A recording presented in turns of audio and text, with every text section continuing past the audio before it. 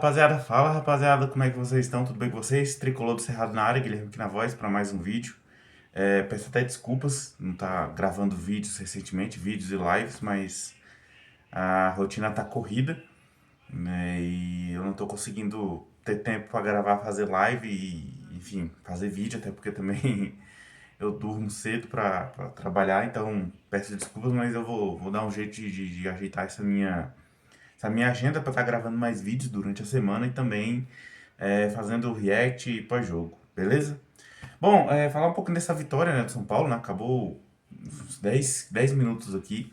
O jogo entre São Paulo e Botafogo, onde o São Paulo venceu, né, o Botafogo por 1-0 no Morumbi pelo Campeonato Brasileiro. É uma boa vitória, apesar de que a gente poderia ter vencido por mais, né? A gente perdeu muitas oportunidades. Eu acho que é consenso entre nós torcedores do São Paulo que era pro São Paulo ter ganhado pelo menos 2-0, 3-0 ali, porque a gente criou para isso. Bom, são algumas notícias boas para a gente comentar um pouco, mas antes de tudo queria pedir para você deixar o like, comentar, compartilhar, se inscrever no canal, deixar seu comentário sobre o que você achou do jogo, né? E o que, que a gente pode esperar para o jogo de quinta-feira, né? Contra a LDU lá, né, em Quito. Esse é um jogo bem difícil. Mas vamos lá, né? Vamos torcer pela vitória. Bom, falando um pouquinho do jogo, o São Paulo, cara, foi com uma formação bem interessante, né? Com Sabino, Rafael Tolói e, e o Alan Franco no trio de zaga. Me surpreendeu ele com o Rafael Tolói já de titular, né? Rafael Tolói que chegou há pouco tempo aí, tava treinando aí e ficou os 90 minutos, ainda tem isso, né? Ficou os 90 minutos. A formação do São Paulo achei bem interessante, né? Sem o Marcos Antônio ali, o Rodrigo novamente tendo esse papel de protagonista, né, do time. E foi bem, cara, foi bem. Né? Se a gente for pegar ali, do time todo, né? Se pegar o time do São Paulo no jogo, o time do São Paulo é muito bem, tanto no primeiro quanto no segundo tempo. Como eu falei, teve muitas oportunidades, era para ter feito 2-3-0 ali no Botafogo. Como também a gente poderia ter tomado um gol, né? Porque o Botafogo teve oportunidades ali, mas enfim, chutes e bola na trave, se não me engano. Então, o Botafogo também teve oportunidades.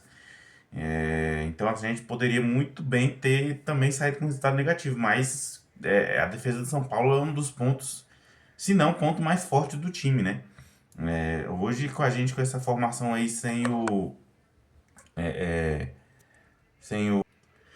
com a formação que a gente teve sem nossos atacantes, né, esse nosso centroavante, porque a gente só tem o Dineno.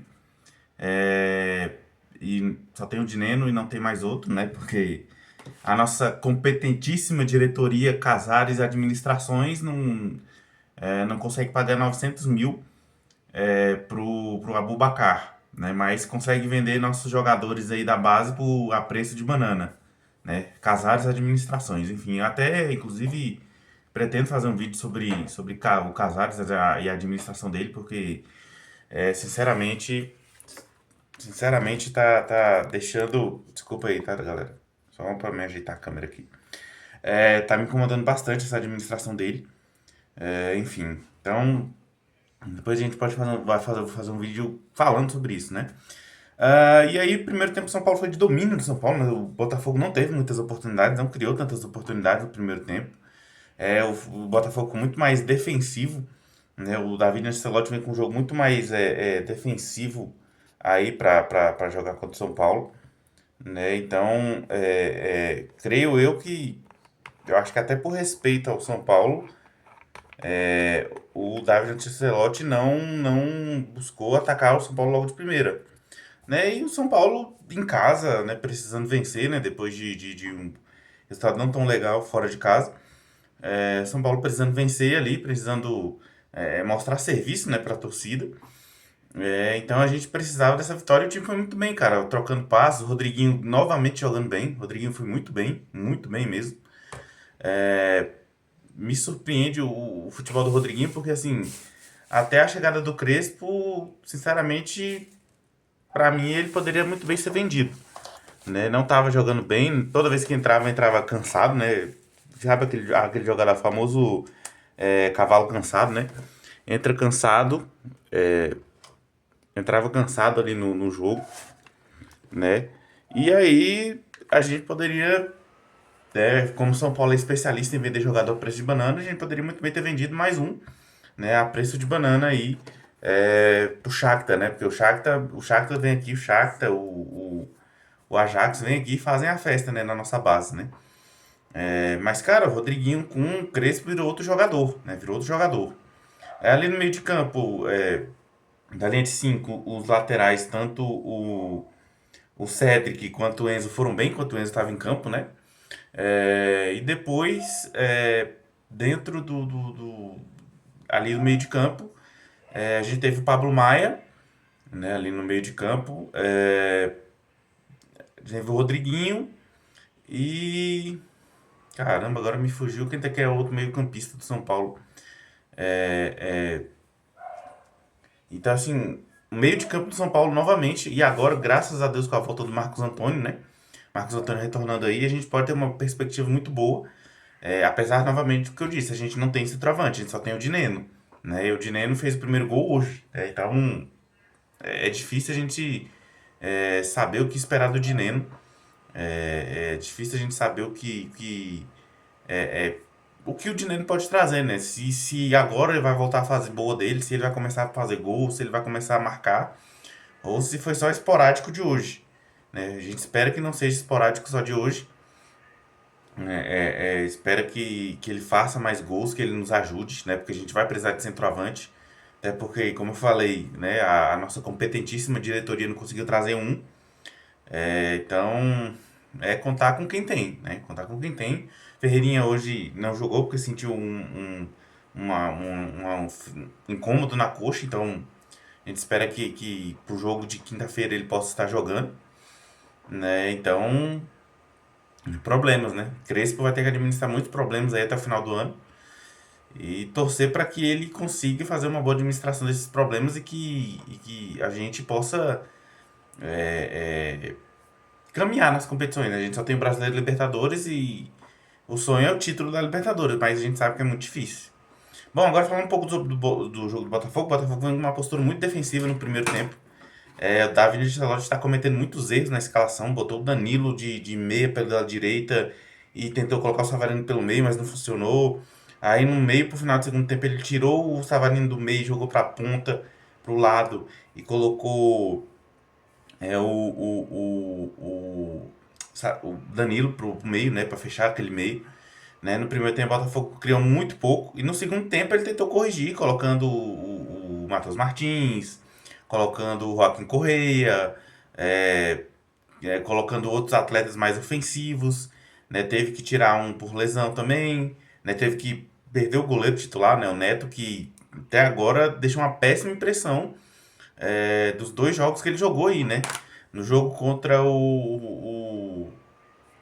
no jogo contra a da Copa do Brasil, né, contra o Vasco, errou naquele gol que tomou do Nuno Moreira e hoje também muito inseguro e também para mim falhou no gol do Dineno, né, uma bola que é do goleiro, em pequena área é do goleiro, né, mas enfim, Botafogo tem muita coisa para melhorar, o David, mas o Texto aí tem que assumir um pouco da culpa, né? Ele contratou mal, ele não montou o elenco corretamente, vendeu todos os seus destaques e agora pode ser que pague por isso. Pode ser que o Botafogo tenha que brigar para ir para uma pré-Libertadores. Nem título, esquece. Depois dessa derrota aí, o time tá 15 pontos do Flamengo, não vai tirar 15 pontos. Vai brigar ali pela aquela Libertadores, pré-Libertadores ali, né? Que sinceramente acho que provavelmente serão 9 vagas. Para mim, especialmente o Atlético Mineiro, só tem essa Sul-Americana para disputar, então muito provavelmente vai com tudo em busca do título. E o Fluminense é time de Copa, né? Então, muito provavelmente, eu creio que a final vai ser brasileira, né? A não ser que os dois times estejam no final do ano ali brigando pelo rebaixamento. Aí não tem muito o que fazer, né? Mas agora que a Copa do Brasil foi jogada lá pro final do ano, né? Mas acho que Botafogo tem que pensar muito bem. O David Ancelotti vai ter uma semana aí, tem que treinar e melhorar muita coisa para buscar, né?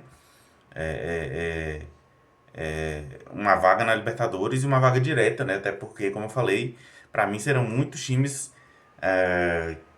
muitos dos que estão ali na primeira parte já vão estar meio que pré-classificados aí para a Libertadores aí, do ano que vem, né? Bom, falando de jogador por jogador, se a gente for falar, né, Rafael não foi muito exigido, né? Mas quando foi exigido, fez boas defesas.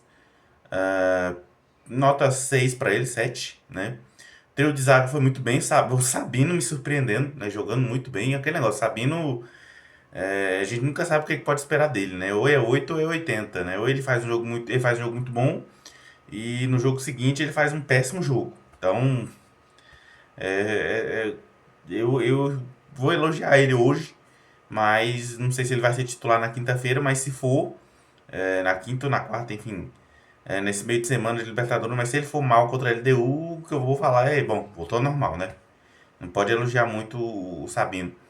Rafael Tolé foi bem pra mim também, não deixou muito o Botafogo se criar ali pelo lado dele.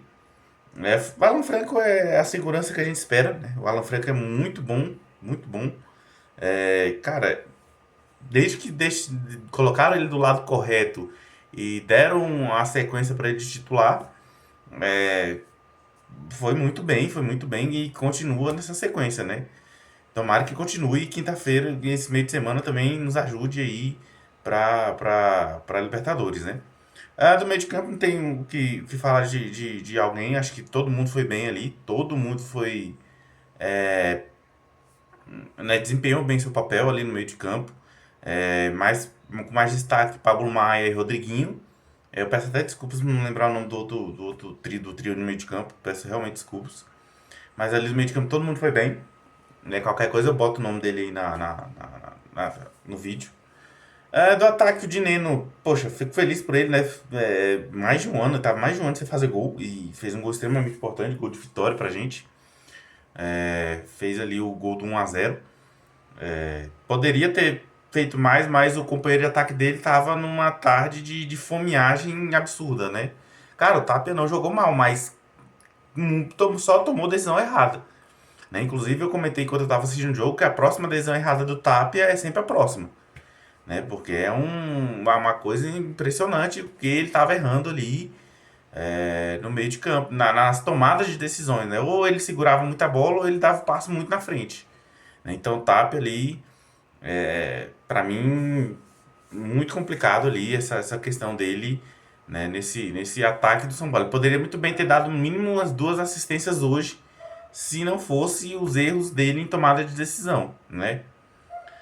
Dos que entraram, entrou o Wendel, entrou o Luan, entrou o Arboleda, entrou o Rigoni, que, poxa, teve 2 oportunidades ali. A segunda que foi na trave, nossa, cara. A do Rigoni que foi na trave, eu, nossa, eu fiquei doido da vida. Eu falei, pô, cara, que reestreia que ia ser dele fazendo aquele gol ali, matando o jogo pra gente. Mas enfim, mas o Rigoni foi bem. Os minutos que ele ficou em campo ali, foi bem. Eu não me lembro mais quem entrou, peço até desculpas, mas não fez muita diferença, até porque a gente. O Luan também entrou, né?